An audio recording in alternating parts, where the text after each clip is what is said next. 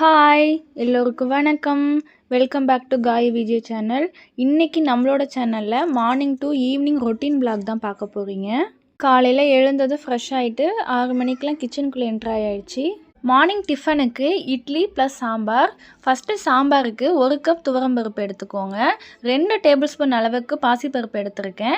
இது ரெண்டுத்தையும் நீங்கள் பாதி குவான்டிட்டியில் கூட சேர்த்துக்கலாம். தென் 5லேருந்து 6 சின்ன வெங்காயம் தோல் உரித்து எடுத்திருக்கேன். அரை தக்காளி பழம் கட் பண்ணி எடுத்திருக்கேன். தக்காளி ரொம்ப சேர்க்க மாட்டேன்.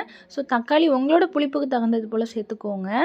க்ளீன் பண்ணி வச்ச பருப்பில் வெங்காயம் தக்காளி ரெண்டுத்தையும் சேர்த்துட்டு அது கூடவே 1/4 டீஸ்பூன் மஞ்சள்தூள் சேர்த்து தேவையான அளவு தண்ணி ஊற்றி 3லேருந்து 4 விசில் விட்டு எடுத்துக்கலாம். இன்றைக்கி நான் காய் எதுவும் சேர்க்கலை, வெறும் ப்ளைனாக தான் சாம்பார் வைக்க போகிறேன். பருப்பு வெங்காயம் தக்காளி மட்டும் சேர்த்து.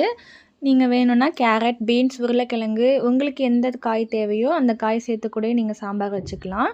சாம்பார் பொடிக்கு ஒரு பேனில் 1 டேபிள் ஸ்பூன் மல்லி சேர்த்துருக்கேன்.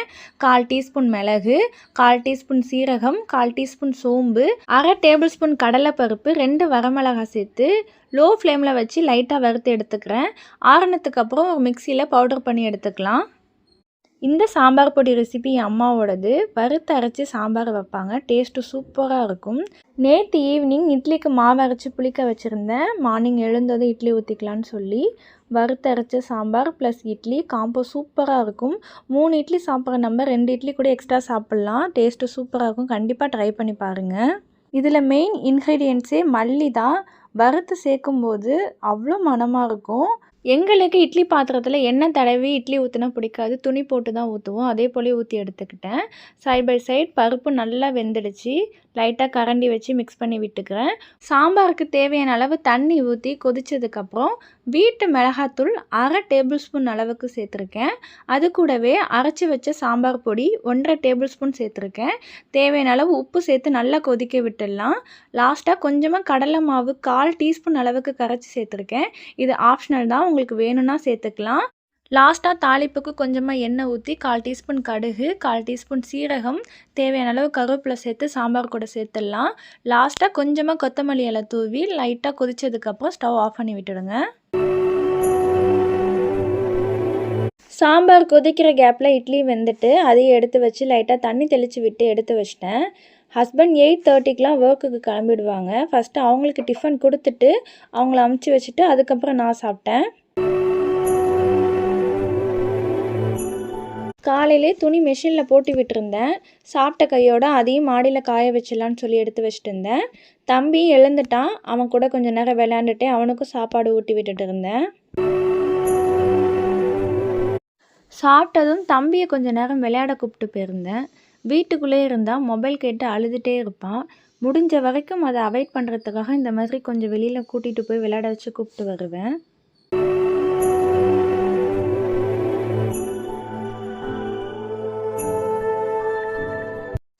வீட்டுக்கு வந்ததும் ஒரு 11 மணி வாக்கில் கொஞ்சமாக அவனுக்கு பால் ஆற்றி கொடுத்துட்டு நான் லன்ச் செய்ய ஸ்டார்ட் பண்ணிட்டேன். லஞ்சுக்கு கருவேப்பிலை சாதம் முட்டை கிரேவி தான் ரெடி பண்ணியிருந்தேன். ஃபஸ்ட்டு சாப்பாடு வச்சு விட்டுட்டு அதுக்கப்புறம் முட்டையும் வேக வச்சு எடுத்துக்கிட்டேன். கருவேப்பிலை சாதத்துக்கு ஒரு பேனில் கொஞ்சமாக நல்லெண்ணெய் ஊற்றிருக்கேன். நல்லெண்ணெய் வேணான்னா நீங்கள் ட்ரையாக கூட வறுத்து எடுத்துக்கலாம். 1 டேபிள் ஸ்பூன் வெள்ளை உளுந்து, 1 டேபிள் ஸ்பூன் கடலைப்பருப்பு, 1 டேபிள் ஸ்பூன் மல்லி எடுத்திருக்கேன். அரை டேபிள் ஸ்பூன் கருப்பு எள்ளு எடுத்திருக்கேன். நீங்கள் வெள்ளை எள்ளு கருப்பு எள்ளு எது வேணாலும் எடுத்துக்கலாம்.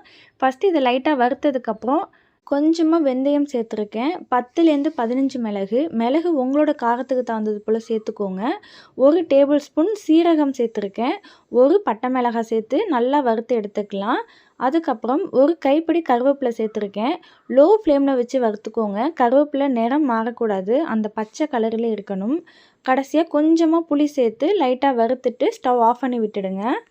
தென் முட்டை கிரேவிக்கு 1 பெரிய சைஸ் வெங்காயத்தை குட்டி குட்டியாக கட் பண்ணி எடுத்துக்கிட்டேன். அரை தக்காளி பழம் அதையும் குட்டி குட்டியாக கட் பண்ணி எடுத்துக்கிட்டேன். முட்டையும் வெந்துடுச்சு, அதையும் தோல் உரித்து மீடியம் சைஸில் கட் பண்ணி எடுத்துட்டேன். முதல்ல முட்டை கிரேவிக்கு சட்டி வச்சு ஹீட் ஆனதுக்கப்புறம் 2 டேபிள் ஸ்பூன் எண்ணெய் பட்டை ஸ்பைசஸில் உள்ள பட்டைப்பூ, சின்ன துண்டு பட்டை சேர்த்துருக்கேன். லைட்டாக பொரிஞ்சதுக்கப்புறம் கட் பண்ணி வச்ச வெங்காயம், தேவையான உப்பு சேர்த்து நல்லா வதக்கி எடுத்துக்கலாம். வெங்காயம் லைட்டாக நிறம் மாறினதுக்கப்புறம் 4-5 பல் பூண்டு, 1/4 டீஸ்பூன் சோம்பு தட்டி வச்சுருக்கேன். அதையும் இது கூட சேர்த்து பச்சை வாசம் போகிற வரைக்கும் நல்லா வதக்கி எடுத்துக்கலாம். அதுக்கப்புறம் கட் பண்ணி வச்ச தக்காளியும் சேர்த்து நல்லா வதக்கி எடுத்துக்கலாம். கடைசியில் கொஞ்சமாக கருவேப்பிலை சேர்த்து நல்லா மிக்ஸ் பண்ணி விட்டுக்கிறேன். குழம்புத்தூள் 1/2 டேபிள் ஸ்பூன் சேர்த்துருக்கேன். அது கூடவே 1/4 டீஸ்பூன் கரம் மசாலா, கொஞ்சமாக தண்ணி ஊற்றி லைட்டாக கொதிஞ்சதுக்கப்புறம் கட் பண்ணி வச்ச முட்டையை சேர்த்து லைட்டாக மிக்ஸ் பண்ணி விட்டுக்கிறேன். லாஸ்ட்டாக கொஞ்சமாக கொத்தமல்லி தூவி ஸ்டவ் ஆஃப் பண்ணி விட்டுடுங்க.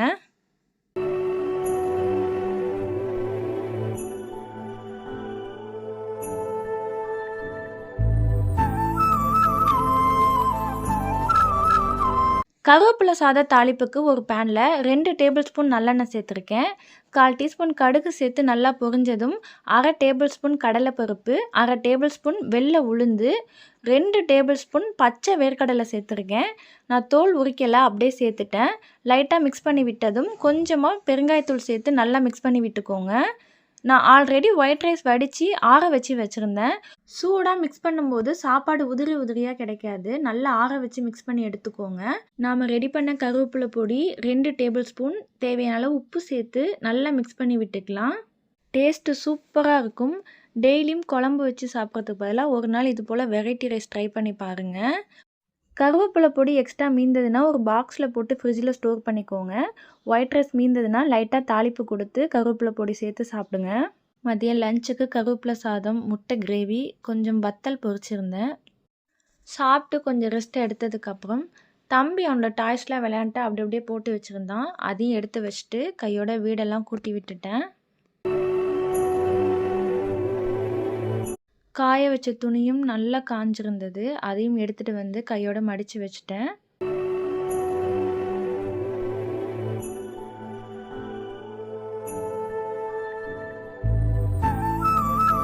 ஒர்க்கெல்லாம் முடிஞ்சதும் தம்பியை தூங்க வச்சுட்டு கொஞ்சம் டைம் இருந்தது. ப்ளவுஸ் ஒன்று ஸ்டிச் பண்ணிட்டு பெண்டிங் ஸ்டிச் பண்ணாமல் அப்படியே இருந்தது. அதையும் கையோடு முடிச்சிடான்னு சொல்லி ஸ்டிச் பண்ணிகிட்டு இருந்தேன். நான் கிளாஸ் எதுவும் வெளியில் போகலை. யூடியூப் பார்த்தே மெஷர்மெண்ட், என்னோடய ப்ளவுஸ் மெஷர்மெண்ட் வச்சு ஸ்டிச் பண்ண ஸ்டார்ட் பண்ணேன். ஃபஸ்ட்டு ப்ளவுஸ் தைக்கும்போது அந்தளவுக்கு பர்ஃபெக்டாக வரலை. 2-3 ப்ளவுஸ் ஸ்டிச் பண்ணதுக்கப்புறம் ஓரளவுக்கு பரவாயில்ல. ஃபுல் ப்ளவுஸும் ஸ்டிச் பண்ண ஆரம்பிச்சிட்டேன். சுடிதாரும் ஸ்டிச் பண்ணியிருக்கேன். அடுத்தடுத்து வர வீடியோவில் அந்த கிளிப்பும் இன்க்ளூட் பண்ணுறேன். நமக்கு நாமே செல்ஃபாக தைச்சி போடும்போது ரொம்ப ஹாப்பியாக இருக்கும். ஈவினிங் ஸ்நாக்ஸுக்கு வெங்காய பக்கோடா ரெடி பண்ணியிருந்தேன். 2 பெரிய வெங்காயத்தை நீல வாக்கில் கட் பண்ணி எடுத்திருக்கேன். அது கூடவே 2 டேபிள் ஸ்பூன் கடலை மாவு, 1 டேபிள் ஸ்பூன் அரிசி மாவு, 1/4 டீஸ்பூன் ரெட் சில்லி, இஞ்சி பூண்டு தட்டி சேர்த்துருக்கேன். கொஞ்சமாக கருவேப்பிலை, தேவையான அளவு உப்பு சேர்த்து லைட்டாக தண்ணி தெளித்து மிக்ஸ் பண்ணி விட்டுக்கோங்க. ஒரு பேனில் கொஞ்சமாக தேங்காய் எண்ணெய் ஊற்றிருக்கேன். ஹீட் ஆனதுக்கப்புறம் மிக்ஸ் பண்ணி வச்ச வெங்காயம் கொஞ்சம் கொஞ்சம் போட்டு எல்லாத்தையும் பொரித்து எடுத்துக்கிட்டேன். ஈவினிங் டீயோட இது போல் ஏதாவது ஸ்நாக்ஸ் வச்சு சாப்பிடும்போது சூப்பராக இருக்கும். அவ்வளோதாங்க. எங்களோட வீடியோஸ் பிடிச்சிருந்தா சேனலை லைக், ஷேர் அண்ட் சப்ஸ்கிரைப் பண்ணிக்கோங்க. தேங்க்யூ.